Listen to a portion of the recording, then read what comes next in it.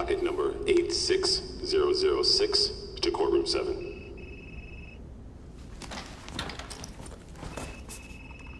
Damn it. Where did I put it? Excuse me, are you lost? No, thanks. Hello? Phil, I told you to tell them that I'm not available today. Well, tell them to reschedule it. That's not my problem. Yeah. Uh-huh. Fix it. Damn it. Did you lose something? It's my damn nicotine gum. Must have forgotten it at home.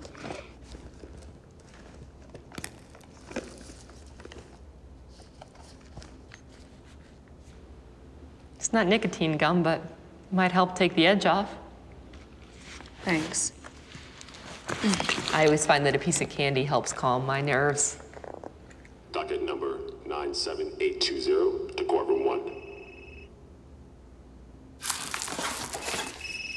Hello? Phil, I told you to tell them well, I don't care what they said. Yes, I sent you the documents before I left the house. Yes, lunch tomorrow is fine. No tie.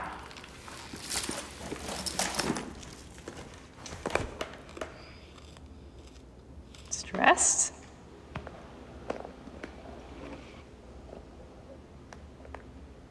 I'm Lois. Hi. Valerie.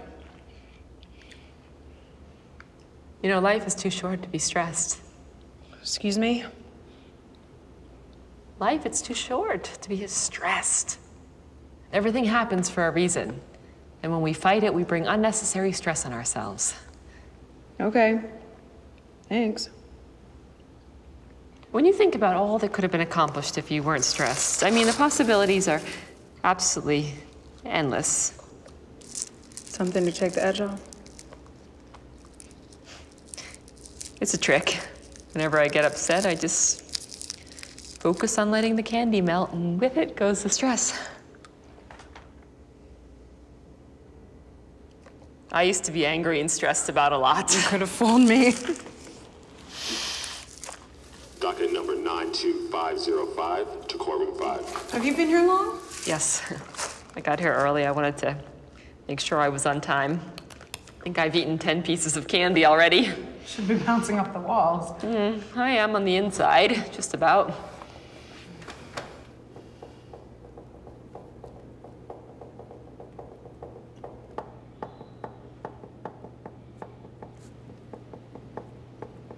Well, that never made the time pass quicker.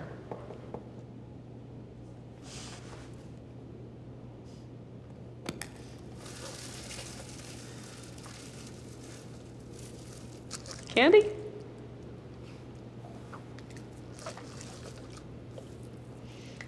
You know, as kids, candy was all you needed to make everything better. You fall down, you hurt yourself, get a piece of candy, and everything's fine. Then you become a teenager, you think you have all the time in the world, so you waste it. You think you're invincible, like nothing can touch you.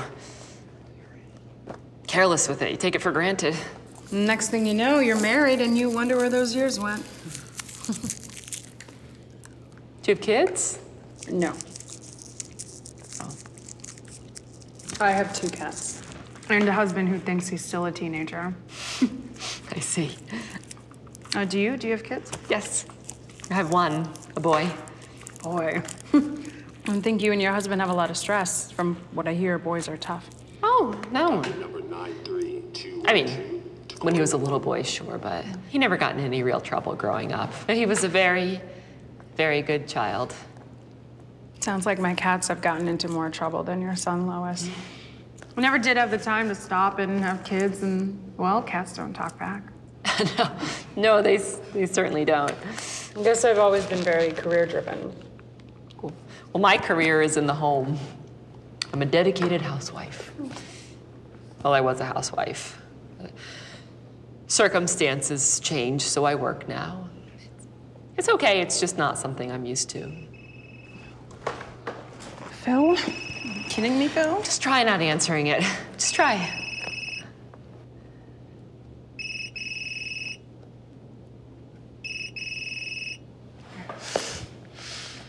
That wasn't so hard, was it? Don't you feel less stressed? Actually, yes, I do. Would you look at that? Well, there's hope for you yet. You're not like most people, Lois. What do you mean? I mean, most New Yorkers don't go around giving random people candy. Well, some people do, and then they end up here, but you know what I mean. I'm not from here. I knew it. Let me guess. I bet you're originally from, like, Idaho. Or Wisconsin. Yes, Wisconsin. I grew up in Pennsylvania.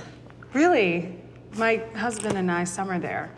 That would have been my next guess. So lovely and quiet. It is. I grew up in Manhattan. I know.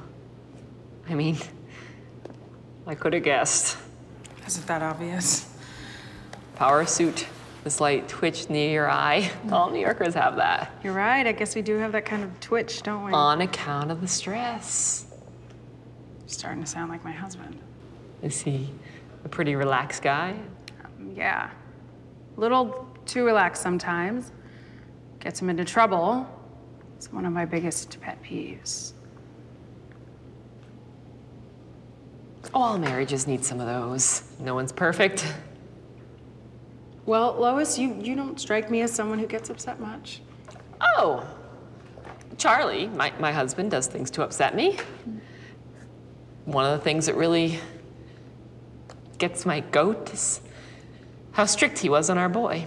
Overprotective. He never wanted him to stray too far from home, never wanted him to go to parties or hang out with the wrong crowd, and I respect that, I do. But I just think that if you don't let your kids make their own decisions, you know, if you don't let them try things like going to a simple birthday party once in a while, that they just may end up overdoing it one day and end up in the wrong place at the wrong time.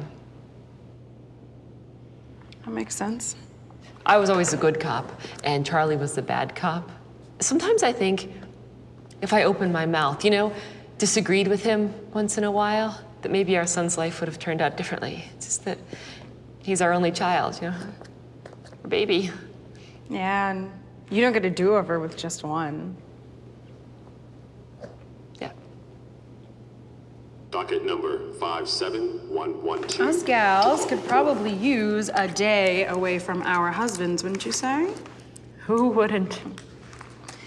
You're all right, Lois. The next time you're in this neighborhood, we should get together.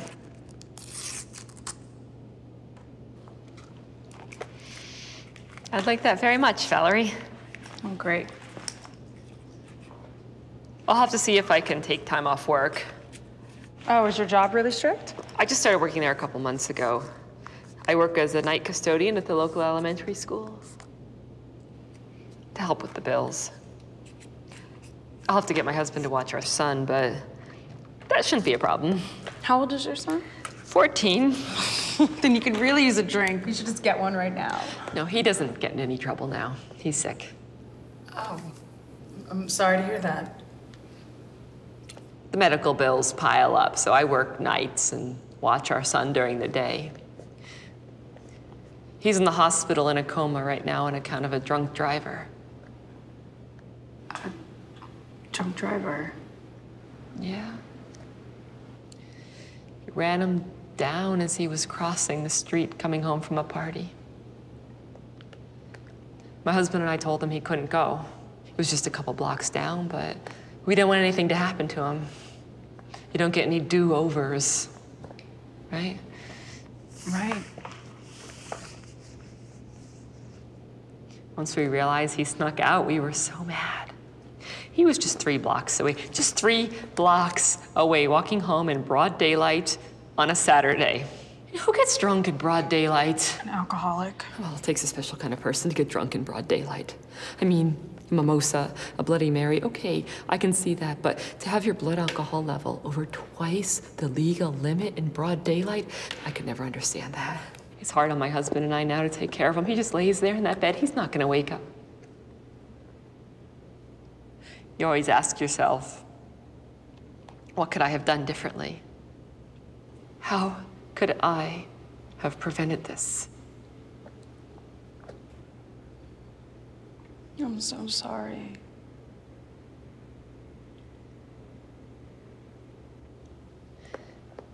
That's why I made sure to get here early today. I want to stare into the face of that man, that well-to-do, supposedly upstanding man who ran down my boy, and look into his eyes. I want to stare into his wife's eyes. I want them to see me, see what they've done to my family. It's stressful. Honestly, I don't know how lawyers can do what they do. Talk about stress. No, that in itself is a career meant for a heart attack. I guess they look at it as any other job. Oh, you mean you're not a lawyer? No. What was my husband? Docket number 32357 to courtroom 3.